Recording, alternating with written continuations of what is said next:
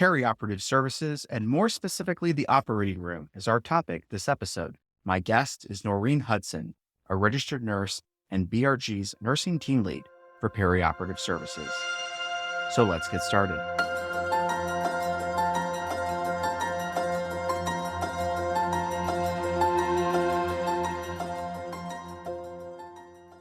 Welcome to the BRG Nurse Executive Podcast. BRG is a global consulting firm that helps organizations in disputes and investigations, corporate finance, and performance improvement and advisory. BRG's healthcare performance improvement practice offers multidisciplinary services to healthcare organizations.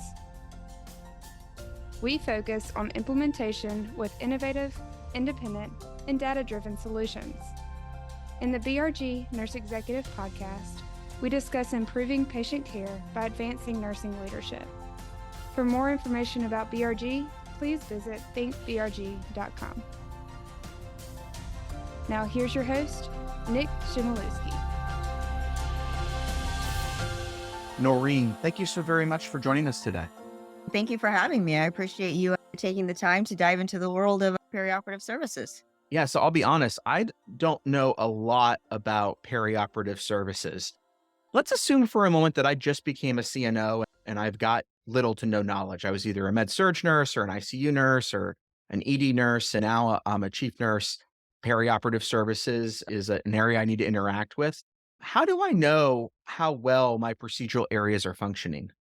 Let's take a step backwards real quick and talk about what exactly perioperative services is. And perioperative services is essentially 6 departments rolled under one umbrella.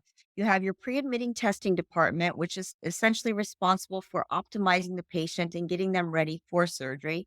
You have your pre-op department, which gets the patients ready the day of surgery. The operating room. Then you have phase 1 recovery, often referred to as PACU. You have phase 2 recovery, which is an extension of phase 1 that gets the patients ready to go home or be discharged from the hospital. And then, of course, you have the most important department of all of these, which is your sterile processing department, which is responsible for making sure the instruments are sterilized and available. So when you look at all 6 of those departments under perioperative services, they all function quite differently. So you have to look at them as individual components of the greater good, if you will. Does that make sense? It does. So do we want to just dig into one of these at a time then? Yeah, absolutely. So I think we'll start with the operating room, since that is really the bulk of perioperative service, if you will, and that's the revenue generating component of perioperative services and the overall hospital for all intensive purposes. The operating room is really a synergistic combination of surgeons, anesthesia departments, which could be anesthesiologists or CRNAs, and nursing. It's like a 3-legged stool, if you will. If one of those legs isn't functioning properly, the stool isn't going to work. So that's where most of the focus should come. Back to your original question, if you're a new CNO and trying to understand perioperative services, you really want to look at how your operating room is functioning from an operational standpoint, a revenue generating standpoint, and all of that equals volume. What is that volume and what does that utilization of your operating room look like? In the operating room and in surgical services, time is a commodity. It's the only thing we have to sell. And we want to make sure that time is being used to its optimal potential and being maximized. You mentioned all 6, but we try to keep these episodes to about 20 minutes. We may only get to 1 or 2 of these 6. We'll keep the other 4 for another episode and bring you back to talk about the others. Sure. If And that that's sounds why I okay. think we should, yeah, absolutely. And that's why I think we should focus on the main operating room at this juncture, since that is really where all the moving pieces come together, if you will. So in the operating room, you only have so much time available that you want to make sure is being used with a patient on the table. That's how the operating rooms generate revenue, a patient on the table. So we have the operating room broken up into sections of time management. We have our prime time utilization, which is really when we're running the most of the rooms, we have the most staff together, and we have all of our pre-planned elective cases that go into this part of the day. Then we have the overall utilization, which measures the amount of time being utilized on a 24-hour continuum. So, as a CNO, you really want to focus on that prime time utilization when you have the most of your rooms running, the most of your staff there, and most of your cases going at that time. Now, how do we deal with time in the operating room? Essentially, we give surgeons what's called block time. And think of block time like a reservation, if you will, at a restaurant or hotel or just a regular old reservation. The surgeon comes to the hospital and says, I want every Thursday during prime time. So that's typically from 7 to 3, 7 a.m. to 5 a.m., some variation of that. But the surgeon says, I want every Thursday. Or he may say, I want the first and third Wednesday or the second and fourth Wednesday. It's some sort of combination of a regular cadence that surgeon wants. So the surgeon comes and says, I want every Thursday. And I will bring you enough cases to fill in that 8 hour chunk of time from 7 to 3 or 10 hours from 7 to 5. I will fill up that time with cases for you. And the hospital says, okay, we will give you every Thursday and I will staff that with nursing and anesthesia staffing. That's how we measure our utilization. And what we want to see is we want to see a patient on that table at least 75% of that time. So if it's an 8 hour day, we want a patient in that operating room at least 6 hours of that day so we can make money. What happens with that other 2 hours? We have to clean the room in between patients. We have to tear down all the equipment, supplies used on the previous patient. We have to set up for the next patient. So it's really getting that room turned over, cleaned, and ready for the next patient. So we have to build in some downtime for that. That's why we only go with 6 hours as opposed to the full 8 hours or 75% utilization. Where hospitals get into trouble is when that 75% utilization falls below an acceptable threshold. So we know that we aren't utilizing our operating rooms, we aren't managing our times. But as an OR director, I'm still responsible for giving you staff. So if the surgeon is not filling up that entire day, I, as a nursing director, still have to staff that entire day. So that's why you want to look at what your utilization is, what you're staffing, and how you're staffing it. And you really want to engage your surgeons because you want to make partners with them to see what you can do to make them more beneficial to you as an organization, as well as work with them to make their day smoother. You were talking earlier about how you're making money basically by the patient being on the table, but in reality, that's not entirely true. You're making money from the procedure. And where I'm going with this is what if you have one surgeon that takes 45 minutes to do a lap chole, but the other surgeon is taking an hour and 15 minutes to do a lap chole? How does that work in the percentage utilization that you're talking about of 75%? Because they're actually taking a half hour longer. So, very good question. And I think one that is often overlooked by some organizations to look at the granular level of that utilization. To your point, if you have a surgeon that can do 4 hernias in 6 hours, as opposed to one surgeon who does one hernia in 6 hours, who is the surgeon that you really want to cater to and have more time available?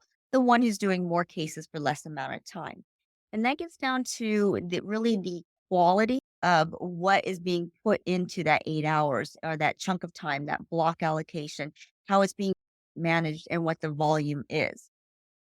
Now, one of the things that we look at is not only the surgeon utilization, but the surgeon volume, as well as the surgeon cost per case, the clinical variation. And really, what we want to see is we want to essentially rate our surgeons or grade them, if you will. And you want to know who your A, B, C, D, and F players are. And that's how you want to cater to who's going to get time in that operating room. And where I'm going with this is to grade your surgeons, you want to look at you really want those A players to be your high volume, low cost, good quality surgeons. Those are the surgeons you want to cater to, give them more access to the operating room, maybe give them a little bit more liberties and not have so many thresholds pushed upon them. For example, you might not want to have them release their block in advance. You might allow them to keep their block a little longer because you know they're going to fill that up. They're good stewards, essentially, of your operating rooms. And those players that are maybe low volume, high cost, low quality, that's where maybe we want to have tighter rules for them. Maybe we don't want to give them so much time, so much access to the operating room. Maybe we don't even want to give them any block time. They can just schedule a case into free time whenever. So that's how you want to rate your players. So you do want to look at volume as in comparison to the utilization. You want to look at their cost per case. For example, if you have 5 surgeons that are doing lap choles and you wanna look at how they are comparing to each other, you wanna see how many what that dollar amount is and that breakdown of where they're spending that dollar amount per case. Anesthesia, diagnostics, operating room time, and you really wanna set that standard to where should they be, and should they be all over the place, and what can we do to reduce that variability? One of the things that I see a lot is hospitals will come in and say, Dr. Jones is doing a lap chole for $5,000. Dr. Smith is costing us $8,000. So what we want to do is we want to see what we can get Dr. Smith down to, how close we can get him to that $5,000 mark without sacrificing quality, without sacrificing volume. But what can we do to make his cost per case a little bit more in alignment with his peer groups? And one of the things that we see hospitals do is they will come in and dictate to surgeons what supplies they can use, what instrumentation they can use to control that cost. That's one approach, and it is an effective approach. However, one of the things we like to do is just go to that surgeon and say, this is the gap. What can you do on your own to narrow that gap and get down to a lesser cost per case to where your peer groups are? How do the surgeons normally respond? So I love working with surgeons. And the reason I love working with surgeons is they are scientists and they are competitive. So if you have the data that you can put in front of them, you can have a meaningful conversation and they will absorb that data and they will do the right thing. They also are fiercely competitive. So if they know that their peers are doing something better than them, they don't want to be left behind and they're going to step up the game to catch up with their peer group. Years ago, when I started developing surgeon scorecards where I would post all the surgeons' metrics, I initially started blinding it. And then I found out all the surgeons know who each other is with it blinded. So I stopped blinding it. And I just started throwing metrics up with surgeons' names. And it was a matter of months before some of those low performing surgeons became high performing surgeons. And I didn't have to have a single critical conversation with. So they're fiercely competitive. You just have to put the data in front of them to have that meaningful conversation and drive change. What's a good frequency for surgeons to receive ongoing metrics and data? It's not just a one stop shop of here's the data compared to your peers. What's a good cadence on an ongoing basis so that if I'm a surgeon, I know where I am benchmarked against my peers at that particular organization? You really need to get together with all the surgeons. And this kind of goes back to having a well rounded, well structured, robust governing committee. And the governing committee is the person, is the group that has oversight of the day of the operating room. They handle the day-to-day fires, they set the long-term objectives, they monitor the policies, they monitor the metrics and make sure that the right action plans are getting put in place and the right people are tasked with the right process improvement initiatives. So they are really the heart and soul of the operating room that has that overall oversight. One of the first things that we need them to do is get together and come up with what are the definitions. A lot of times we find that we sometimes are talking apples and oranges. And one example would be turnaround time. When you talk to nursing staff, we typically look at turnaround time as the time from the last patient leaving the operating room to the next patient coming in. And that's when we're getting that room ready. We're tearing it down, cleaning it, and setting it back up. Surgeons, however, they think of when they took their gloves off from that last patient to when they get to put their gloves on of the next patient. It's all turnaround time, but they're measuring it differently and they're looking at it through a different lens. So we want to come together and figure out what we're measuring, what the definition is that we can all agree on, what the numerator will be, what the denominator is.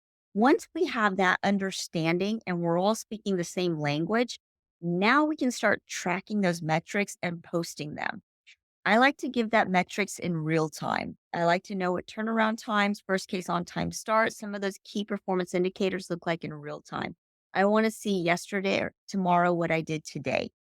For the surgeons, that may be a little too much. They may only want to see it once a month. They may want to see it every week. It really goes down to what does your governance committee want?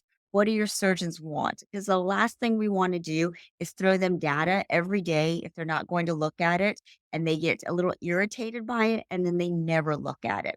So The least amount of cadence you want to see is monthly. You could go weekly or you could go daily, depending on the appetite of the organization. But from a nursing perspective, those should be looked at in real time on the nursing departmental levels. You were talking earlier about the three big metrics within the OR. What's your volume? What's your utilization? What's your cost per case? And then when you were talking about cost per case, you mentioned uh, length of time of the cases themselves, OR time. Does that mean that nursing labor, nursing resources, to your point as an OR director, is included in the calculation of cost per case? Can go either way. You can have that included as part of your fixed cost, or you can have that excluded. It can go either way. Again, it just comes down to, do you want to look at revenue? Do you want to look at contribution margin? What do you want to look at and what do you want to measure as an organization? Are high performing organizations tend to be doing it one way over the other? Not necessarily. Not Okay. necessarily. It's just what works for your organization and how you have things set up. Do you have a good cost accounting system, for example? That right there can be a barrier to getting good cost data, if you will. You brought up labor, and I think labor is one of the hot topics of any operating room right now. Um, Staffing an operating room is not becoming an easy task anymore for a myriad of reasons. Obviously, COVID wreaked havoc on nursing across the nation. So that is one player to that. The second player that comes into a play when you're talking about staffing an operating room is the surgence of ambulatory surgery centers, outpatient based outpatient centers. Main operating rooms are competing with ambulatory surgery centers for staffing. And what the ambulatory surgery centers can offer you is no weekends, no holidays, no on call work, and they pay pretty darn competitively because sometimes their payer mix is a little bit better than you would see at a main hospital or an acute care setting. So they're starting to pay competitively, if not higher than hospital based operating rooms. And it's lucrative. Because let's face it, when you have to take call or you have to work weekends or you are constantly getting held past your end of shift as you are in a main hospital, that kind of disrupts a work balance life. So we're seeing a big, massive exodus from nurses at an acute care hospital-based operating room go into the ambulatory surgery center. So we're starting to compete with these for staffing, and it's starting to split the staffing. And that's another reason why staffing is very challenging in an operating room these days. The other component of it is the length of time it takes to train an operating nurse or a scrub tech. When you think of surgical services, as with any medical practice, think of all the myriad of specialties that are out there: orthopedics, cardiac, vascular, gynecology, urology, the list goes on and on. And what we're starting to see in this day and age of technology is there's a lot of subspecialties that are now popping up within those specialties. Orthopedic surgery is a great example. You have your joint replacements, you have sports medicine. So it's just a lot of other components that are becoming subspecialties. So now I have to take an operating nurse and I have to train them to all of these specialties, all of these subspecialties. And oh, by the way, every surgeon might be a little bit different. So if we have 10 orthopedic surgeons, 20, 30 orthopedic surgeons, not only do they have to get to know every procedure that they do, but they have to understand their nuances. To train an operating room scrub tech or an operating room nurse takes about 6 to 9 months. So when you think of the constant turnover that we're seeing and how long it takes, that is another component of how it's becoming very challenging to keep up with staffing of an operating room. So when we staff the operating room, a lot of hospitals look at productivity. Great indicator, great way to look at it. But I would challenge hospitals to look at how their productivity for measuring operating room labor is set up compared to how the surgeon utilization pans out. So, going back to the surgeons reserving that time, that block allocation, that's what I staff to. So, if I have 25 rooms and I have 22 of those rooms that surgeons have reserved every day of the year, I am on the hook for staffing 22 rooms, regardless of how much volume a surgeon puts in there. So when we do labor of operating rooms, we typically look at volume. What is their labor hours used against their volume, either cases or minutes used? And do those two reconcile? A lot of times they will not. And that goes back to we are not holding the surgeons to a minimum utilization of their reserved time, their block time in the operating room. But I still have to staff that. So what we see is a disconnect. We see a lot of organizations that have surgeons block utilization falling below 50%, falling below 40%. And the organizations have accepted that and it's okay. And they don't have those difficult conversations with the surgeons that, hey, you guys are in breach of this verbal contract. We're giving you 8 hours a day, but you're only using 2 hours a day. You're costing me money. Very crunchy conversation to have. So a lot of facilities back off from that and don't want to have that conversation. But going back to, I have to staff what is reserved. So if I'm staffing an 8 hour day and the surgeon only uses 2 hours of that, my labor hours used is not going to match my volume. But it's a bigger conversation that needs to be had than as an OR director, I have to match my productivity or I have to get my productivity to a certain threshold. If the physicians aren't meeting a certain utilization threshold, it's going to be very difficult for an OR director to meet your productivity threshold because the two go hand in hand. How often should the surgeon's status be recalibrated? We like to see the governance committee look at the data at minimum monthly.